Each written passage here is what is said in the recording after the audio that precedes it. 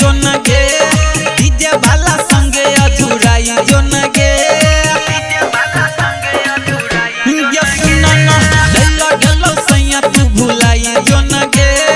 DJ वाला संगे अधूराई जो न गे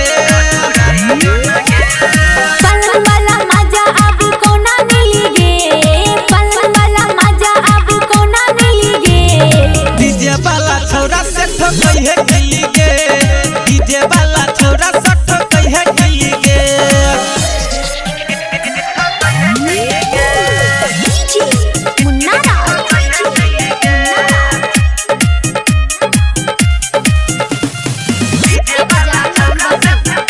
presented by Virat Music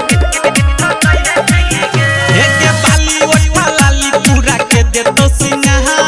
अपर एकरा छोरा के बनाई ले तू यार अपर एकरा छोरा के बनाई ले सुना बाली ओठा लाली पूरा के दे तो सिंहा अपर एकरा छोरा के बनाई ले तू यार नारिस रावत कह देबो किनी गे राजेश रंजन कह देबो किनी गे